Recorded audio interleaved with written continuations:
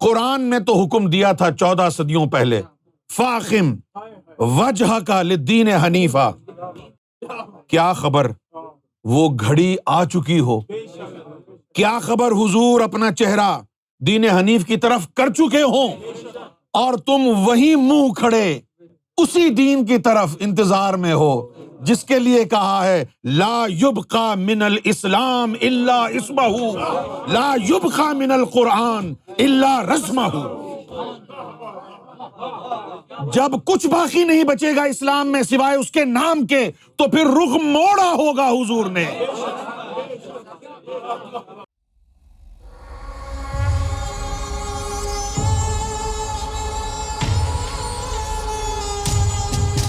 جس طریقے سے کہ عام مسلمانوں میں یہ ایک چھوٹی سی بات معمہ بن گئی کہ حضور صلی اللہ علیہ وسلم کی ختم نبوت کے بعد کوئی نبی نہیں آ سکتا، تو اس بات کو انہوں نے انتہائی بچکانہ طور پر لیا اور کہا کہ بھئی پھر عیسیٰ علیہ السلام کیسے آئیں گے۔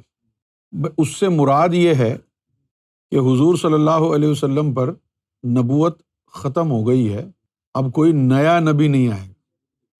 تو عیسیٰ علیہ الصلوۃ والسلام کی نبوت تو حضور سے پہلے کی ہے نا، تو ان کا آنا جو ہے وہ اس سے تعلق ہی نہیں ہے اس کا۔ اسی طریقے سے مسلمانوں میں یہ بات بھی مشہور ہے کہ دین جو ہے اسلام وہ آخری دین ہے، اس کے بعد کوئی دین نہیں آئے گا، اور وہ یہ نہیں جانتے کہ دین حنیف اسلام سے بھی پہلا دین ہے۔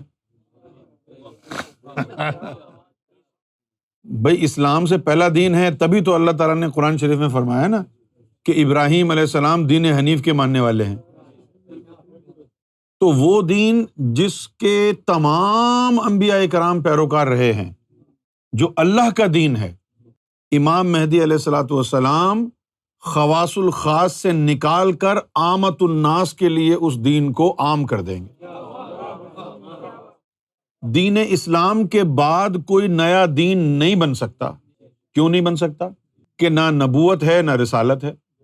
دین بنانے کے لیے تو رسول کی ضرورت ہے۔ اس پیراہے سے اگر دیکھیں کہ حضور کے اوپر ختم نبوت ہو گئی، نہ کوئی رسول آئے گا نہ کوئی نبی آئے گا۔ رسول دین بناتا ہے، نبی اس دین میں گڑبڑ ہو جاتی ہے، اس کو فکس کرتا ہے۔ لہٰذا کوئی نیا دین بن نہیں سکتا۔ کیوں نہیں بن سکتا؟ کیونکہ کوئی رسول نہیں آئے گا، نبوت ختم ہو گئی ہے، ٹھیک ہے نا۔ اس طریقے سے کوئی نیا دین نہیں آ سکتا۔ لیکن امام مہدی علیہ الصلوۃ والسلام ایک اور دین قائم کریں گے۔ وہ کون سا دین ہے؟ وہ اللہ کا دین ہے۔ وہ اس وقت بھی تھا جب نہ اسلام تھا، نہ کرسچینٹی تھا، نہ جوڈائزم تھا، نہ کوئی اور دین تھا، سب سے پہلے وہی تھا۔ تو امام مہدی علیہ الصلوۃ والسلام دین حنیف یعنی دین اللہ قائم کریں گے، اور قرآن مجید میں اس کا ذکر ہے کہ اذا جاء نصر اللہ والفتح ورأیت الناس يدخلون فی دین اللہ افواجا۔ اب آپ یہاں سے دیکھ لیجئے، یہ قرآن مجید کہہ رہا ہے۔ قرآن مجید کہتا ہے نبی کریم صلی اللہ علیہ وآلہ وسلم کی طرف اشارہ کرتے ہوئے کہ فَأَقِمْ وَجْهَكَ لِلدِّينِ حنیفا۔ فا مستقبل کا صیغہ ہے، تو معلوم یہ ہوا کہ کہا جا رہا ہے فَأَقِمْ، یا رسول اللہ مستقبل میں قائم کر لیجئے گا، وَجْهَكَ، اپنا چہرہ مبارک، لِلدِّينِ حنیفا، کہ اپنے آپ کو مختص کر دیجئے گا دین الہی کے پھیلاؤ کے لیے۔ اچھا، اب میں یہاں سے ایک چھوٹی سی چیز جوڑ رہا ہوں سمجھانے کے لیے، بڑی باریک سی چیز جوڑ رہا ہوں سمجھانے کے لیے۔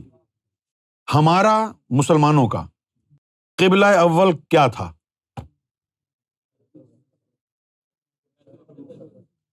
پھر ایک دن دوران نماز کیا ہوا کہ حضور کا دوران نماز بار بار آسمان کی طرف چہرہ اٹھ رہا تھا، تو دوران نماز ہی آیت نازل ہوئی کہ یا رسول اللہ صلی اللہ علیہ وسلم، ہم نے آپ کا بار بار آسمان کی طرف اٹھتا ہوا چہرہ دیکھ لیا، اب آپ اپنا رخ اپنے من پسند قبلہ کی طرف کر لیں۔ تو دوران نماز حضور صلی اللہ علیہ وسلم نے اپنا رخ بیت المقدس مسجد اقصیٰ سے موڑ کر خانہ کعبہ کی طرف کر لیا. ٹھیک ہے جی. اچھا، اب نماز میں باقی جو پیچھے لوگ کھڑے تھے انہوں نے کیا کیا؟ جب حضور نے اپنا رخ موڑا تو برابر والے نے موڑ لیا، اس کے برابر والے نے موڑ لیا، اس کے برابر والے نے موڑ لیا. اب یہ مولا علی، ابو بکر صدیق، عثمان غنی، حضرت عمر، یہ سب پیچھے کھڑے ہوئے تھے، سب نے پھر موڑ لیا اپنا رخ. نماز ختم ہونے کے بعد حضور صلی اللہ علیہ وسلم نے پوچھا مولا علی سے کہ بھئی تم نے دوران نماز اپنا رخ کیوں موڑا؟ تو انہوں نے کہا یا رسول اللہ آپ نے موڑ لیا تھا تو میں نے بھی موڑ لیا، ہم تو آپ کے پیروکار ہیں. ابو بکر سے پوچھا جی آپ نے کیوں موڑا؟ بولا علی نے موڑا تو میں بھی موڑ گیا. عمر سے پوچھا بھائی تم نے کیوں موڑا؟ بولا ابو بکر مڑ گئے، علی مڑ گئے تو میں بھی مڑ گیا. یہ تو مانتے ہو نا، یہ کیوں نہیں مان رہے؟ ابھی تو قبلہ چینج ہوا ہے. جب اللہ تعالیٰ قرآن میں کہتا ہے کہ اسلام سے رخ موڑ کے دین حنیف کی طرف کر لینا، اب دیکھیں گے کہ حضور کی پیروی کون کرتا ہے. تو قبلہ تبدیل ہوا تھا، حضور نے رخ موڑا، اور حضور صلی اللہ علیہ وسلم نے اپنی مرضی سے نہیں موڑا، صرف آپ کے دل کی آرزو جو تھی وہ اللہ تک پہنچی. بار بار چہرہ اٹھا رہے تھے، تو جب اللہ کی طرف سے جواب آ گیا کہ ہم نے یا رسول اللہ بار بار آپ کا جو چہرہ آسمان کی طرف اٹھ رہا تھا دیکھ لیا ہے، لہٰذا آپ اپنے من پسند قبلہ کی طرف اپنا رخ کر لیجئے. جب اللہ کی طرف سے یہ کنفرمیشن آ گئی تو پھر موڑا. جب آپ کو اللہ کی طرف سے، یہاں تو کنفرمیشن کی ضرورت ہی نہیں، یہاں تو حکم ہو رہا ہے فاقم وجہک للدین حنیفا، کہ یا رسول اللہ جس طرح قبلہ چینج ہوا تھا یہاں سے وہاں رخ کیا، اب مستقبل میں اس دین سے میرے دین کی طرف رخ موڑنا ہوگا. اس وقت دیکھیں گے کہ کون کون آپ کی پیروی کرتا. اب مسئلہ یہ ہے، پوچھئے کیا ہے؟ مسئلہ یہ ہے کہ جب قبلہ چینج ہوا تھا تو حضور سامنے کھڑے ہوئے تھے، رخ چینج ہوا حضور کا تو لوگوں نے دیکھ لیا کہ ہو گیا ہے. اب حضور باطن میں ہیں، چینج ہوگا تو تمہیں کیسے پتا چلے گا؟ اس وقت تو سامنے کھڑے تھے، ظاہر میں کھڑے تھے، رخ موڑا تو پیچھے سب مڑ گئے. اب تو رسائی نہیں ہے تمہاری حضور تک. اب پوچھتا ہوں میں سوال سب سے کہ اب مجھے ذرا علماء دین یہ بتا دیں کہ اس وقت حضور کا چہرہ کہاں ہے، کس دین کی طرف ہے؟ اس وقت حضور کا رخ انور دین اسلام کی طرف ہے یا دین حنیف کی طرف ہے؟ قرآن نے تو حکم دیا تھا 14 صدیوں پہلے، فاقم وجہک للدین حنیفا. کیا خبر وہ گھڑی آ چکی ہو؟ کیا خبر حضور اپنا چہرہ دین حنیف کی طرف کر چکے ہوں اور تم وہیں منہ کھڑے اسی دین کی طرف انتظار میں ہو جس کے لیے کہا ہے لا یبقى من الاسلام الا اسمہ، لا یبقى من القرآن الا رسمہ. جب کچھ باقی نہیں بچے گا اسلام میں سوائے اس کے نام کے تو پھر رخ موڑا ہوگا حضور نے. جب کچھ نہیں بچا ہوگا اسلام میں، لا یبقى من الاسلام الا اسمہ. ایک زمانہ آئے گا کہ اسلام میں کچھ باقی نہیں بچے گا، لا یبقى من الاسلام، اسلام میں کچھ باقی نہیں بچے گا الا اسمہ، سوائے اس کے نام کے. لا یبقى من القرآن الا رسمہ، اور قرآن میں کچھ باقی نہیں بچے گا سوائے اس کی رسم کے. اور پھر قرآن میں حکم آ گیا فاقم وجہک للدین حنیفا. یا رسول اللہ مستقبل میں اپنا چہرہ انور، اپنا رخ مبارک دین حنیف کی طرف کر لیجئے گا. کس کو پتا کہ اس وقت حضور کا رخ کہاں ہے؟ ایکسپیکٹیشنز کیا ہیں؟ ایکسپیکٹیشنز یہ ہیں کہ جب تک دین اسلام زندہ ہے تو اس لیے زندہ ہے کہ حضور کا رخ اس طرف ہے. جس طرف وہ نظر نہیں آتے ہم وہ رستہ ہی چھوڑ دیتے ہیں، اور کعبہ بنتا ہے اس طرف کو ریاض جس طرف رخ یہ موڑ دیتے ہیں۔ اسلام زندہ تھا تو اس لیے زندہ تھا کہ حضور کا رخ انور اس دین کی طرف تھا۔ آج کی حالت تمہاری بتا رہی ہے، آج فرقہ واریت کی جو ناسور پہنچ چکا ہے دین کی جڑوں میں، وہ بتا رہا ہے کہ اس دین کی طرف حضور کا رخ نہیں رہا۔ آج کوئی اپنے آپ کو حضور کا امتی نہیں سمجھتا۔ یہ حالت تمہاری بتا رہی ہے کہ حضور کا رخ اب اس دین کی طرف نہیں ہے۔ اگر ان کا رخ ہوتا تو یہ دین زندہ ہوتا۔ اب تو رخ ان کا کہیں اور ہے۔ کہاں ہے؟ فاقم وجہک لدین حنیفہ۔ ٹھیک ہے نا؟ اب جس طرف حضور کا رخ ہے اس دین کا تعارف سیدنا گوہر شاہی پیش کر۔ دین الہی، فرمایا تمام دین اس دنیا میں نبیوں کے ذریعے بنائے گئے، جبکہ اس سے پہلے خود عشق، خود عاشق اور خود معشوق تھا، اور وہ روحیں جو اس کے قرب، جلوے اور محبت میں تھیں، وہی عشق الہی، دین الہی اور دین حنیف تھا۔ پھر انہی روحوں نے دنیا میں آ کر اس کو پانے کے لیے اپنا تن من دھن قربان کر دیا۔ یہ پہلے خاص تک تھا، اب روحانیت کے ذریعے عام تک بھی پہنچ گیا۔ حدیث قدسی کہ حضرت ابو ہریرہ، مجھے حضور پاک سے 2 علم حاصل ہوئے، ایک تمہیں بتا دیا، دوسرا بتاؤں تو تم مجھے قتل کر دو۔ جب پانی کے حوض سے خشک کتابیں نکلیں تو مولانا روم نے کہا ای چیست، شاہ شمس نے کہا ای آ علم است کہ تو نمی دانی۔ جب موسیٰ علیہ السلام نے کہا کہ کیا کچھ اور علم بھی ہے، تو اللہ نے کہا خضر کے پاس چلا جا۔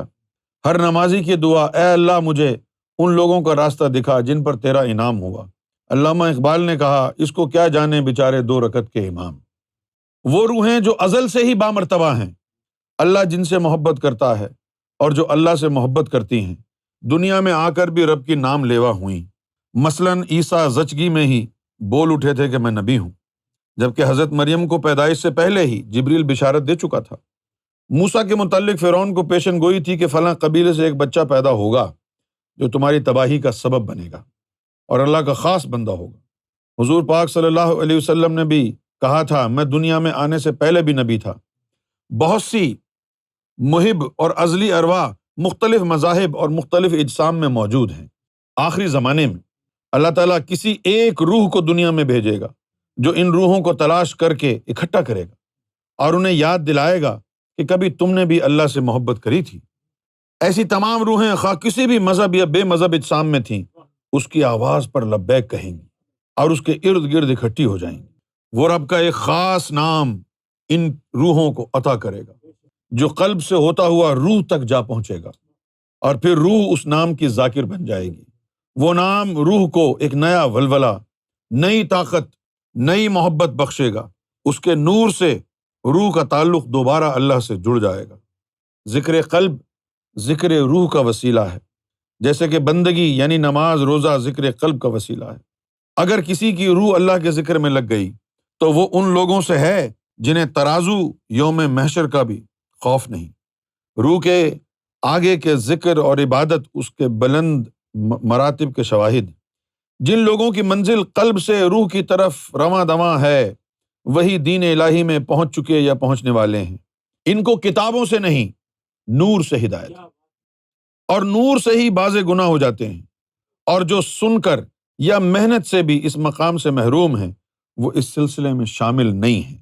اگر ذکر قلب اور روح کے بغیر خود کو اس سلسلے میں متصور کیا یا ان کی نقل کی تو وہ زندیق ہیں، جبکہ عام لوگوں کی بخشش کا ذریعہ عبادات اور مذہب ہے، ہدایات کا ذریعہ آسمانی کتب، شفاعت کا ذریعہ نبوت اور ولایت ہے۔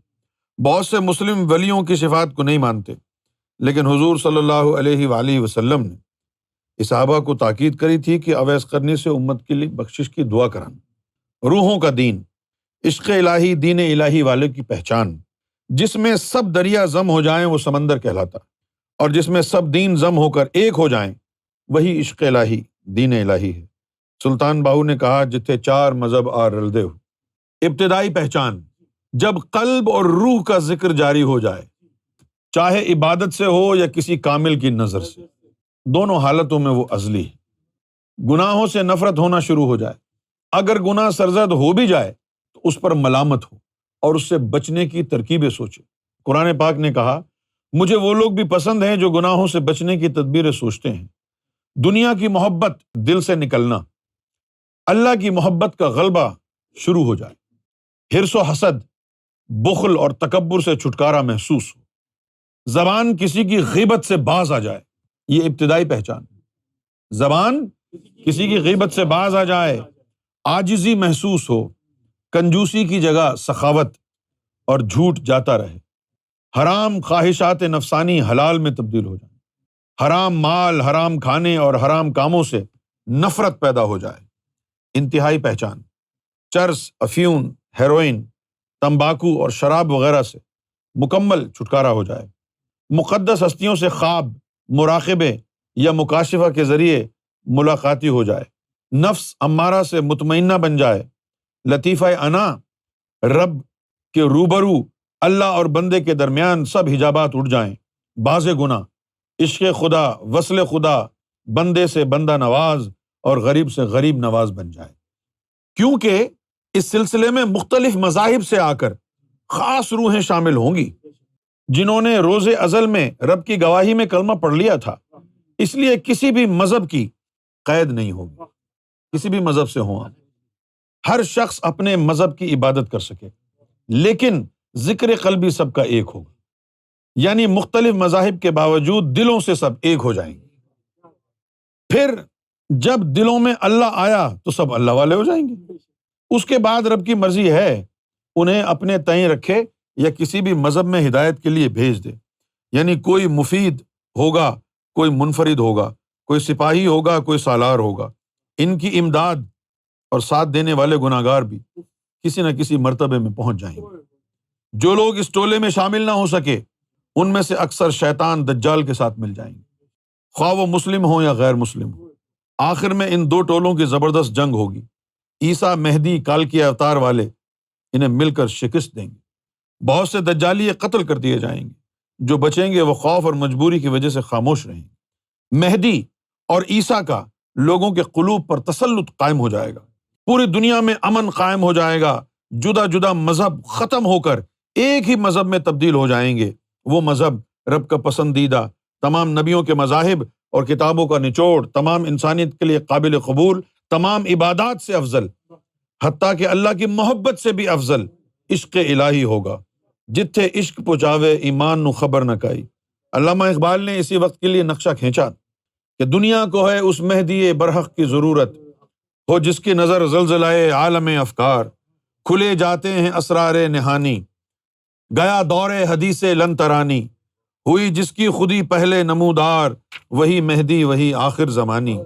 کھول کر آنکھ میری آئینہ ادراک میں، آنے والے دور کی دھندلی سی ایک تصویر دیکھ، لولاک لمحہ دیکھ، زمیں دیکھ، فضا دیکھ، مشرق سے ابھرتے ہوئے سورج کو ذرا دیکھ، گزر گیا اب وہ دور ساقی کہ چھپ کے پیتے تھے پینے والے، بنے گا سارا جہاں میں خانہ، ہر ایک بادہ خار ہوگا، زمانہ آیا ہے بے حجابی کا، عام دیدار یار ہوگا، سکوت تھا پردہ دار جس کا، سکوت تھا پردہ دار جس کا، وہ راز اب آشکار ہوگا۔ نکل کے صحرا سے جس نے روما کی سلطنت کو پلٹ دیا تھا، سنا ہے قدسیوں سے میں نے، وہ شعر پھر ہوشیار ہو۔ تمام آسمانی کتابیں اور صحیفے اللہ کا دین نہیں ہے، ان کتابوں میں نماز، روزہ اور داڑیاں ہیں، جبکہ اللہ اس کا پابند نہیں۔ یہ دین نبیوں کی امتوں کو منور اور پاک صاف کرنے کے لیے بنائے گئے، جبکہ اللہ خود پاکیزہ نور ہے، اور جب کوئی انسان وصل کے بعد نور بن جاتا ہے تو پھر وہ بھی اللہ کے دین میں چلا جاتا ہے۔ اللہ کا دین پیار و محبت ہے، 99 ناموں کا ترجمہ ہے، اپنے دوستوں کا ذکر کرنے والا ہے، خود عشق، خود عاشق، خود معشوق ہے۔ اگر کسی بندہ خدا کو بھی اس کی طرف سے ان میں سے کچھ حصہ عطا ہو جائے تو وہ دین الہی میں پہنچ جاتا ہے، پھر اس کی نماز دیدار الہی اور اس کا شوق ذکر خدا ہے، حتیٰ کہ اس کی زندگی کی تمام سنتوں اور فرضوں کا کفارہ بھی دیدار الہی ہے۔ جن فرشتے اور انسانوں کی مشترکہ عبادت بھی اس کے درجے تک نہیں پہنچ سکتی۔ ایسے ہی شخص کے لیے شیخ عبد القادر جیلانی نے فرمایا ہے کہ جس نے وصال پر پہنچ کر بھی عبادت کی یا ارادہ کیا تو اس نے کفران نعمت کیا۔ بلے شاہ نے فرمایا اساں عشق نماز جدو نیتی ہے پل گئے مندر مسیتی ہے۔ علامہ اقبال نے کہا کہ اس کو کیا جانے بیچارے 2 رکعت کے امام۔ اس علم کے متعلق ابو ہریرہ نے فرمایا کہ مجھے حضور سے 2 علم عطا ہوئے، ایک تمہیں بتا دیا، اگر دوسرا بتاؤں تو تم مجھے قتل کر دو۔ تاریخ گواہ ہے کہ جنہوں نے بھی اس علم کو کھولا شاہ منصور اور سرمد کی طرح قتل کر دیے گئے، اور آج گوہر شاہی بھی اس علم کی وجہ سے قتل کے دہانے پر کھڑا ہے۔ نبیوں کی شریعت کی پابندی امت کے لیے ہوتی ہے، ورنہ انہیں کسی عبادت کی ضرورت نہیں ہوتی۔ وہ شریعت سے پہلے ہی بلکہ روز ازل سے ہی نبی ہوتے ہیں، چونکہ انہوں نے دین کو نمونے کے طور پر مکمل کرنا ہوتا ہے۔ ان کے کسی ایک رکن کے چھوٹنے یا فعل کو بھی امت سنت بنا لیتی ہے، اس وجہ سے انہیں محتاط اور سہو میں رہنا پڑتا ہے۔ کیا کوئی شخص یہ کہہ سکتا ہے کہ کوئی بھی نبی اگر کسی بھی عبادت میں نہیں ہے تو کیا وہ دوزخ میں جا سکتا ہے؟ ہرگز نہیں۔ کیا کوئی شخص کہہ سکتا ہے کہ عبادت کے بغیر نبی نہیں بن سکتا؟ کیا کوئی یہ بھی کہہ سکتا ہے کہ علم سیکھے بغیر نبوت نہیں ملتی؟ تو پھر ولیوں پر اعتراضات کیوں ہوتے ہیں؟ جبکہ ولایت نبوت کا نعم البدل ہے۔ یاد رکھیں، جنہوں نے دیدار رب کے بغیر وصال کا دعویٰ کیا یا خود کو اس مقام پر تصور کر کے نقل کی، وہ زندیق اور کاذب ہے، اور قرآن نے ایسے ہی جھوٹوں پر لعنت بھیجی ہے جس کی وجہ سے ہزاروں کا وقت اور ایمان برباد ہوتا ہے۔ یہ کتاب ہر مذہب، ہر فرقے اور ہر آدمی کے لیے قابل غور اور قابل تحقیق، اور منکران روحانیت کے لیے چیلنج۔ یہ سرکار گوہر شاہی کی جو تصنیف لطیف ہے، وہاں سے میں نے آپ کے سامنے دین الہی کا تعارف پیش کیا، اور دین الہی کیا ہے؟ دین حنیف کا امپرووڈ ورژن ہے۔ ٹھیک ہے، فالو کس نے کرنا ہے؟ سب سے پہلے حضور کو حکم ہوا ہے کہ آپ اپنا چہرہ وہاں کر لیں۔ اب رہ گیا سوال کہ اب کون کون کرے گا؟ جس کا حضور سے تعلق جڑا ہوگا اس کو پتہ چل جائے گا حضور کا رخ کہاں ہے، اس کا بھی وہیں ہونا چاہیے۔ اسی لیے شاید علامہ اقبال نے کہا تھا بمصطفیٰ برساں خویش را کے دی ہماؤز، کہ حضور کی ذات تک رسائی حاصل کر لے کہ وہ سراپا دین ہیں۔ اگر بہو نہ رسیدی تمام بولہبیست، اگر ان تک رسائی حاصل نہ ہوئی تو پھر تیرا ہر عمل بولہب کی طرح ہے۔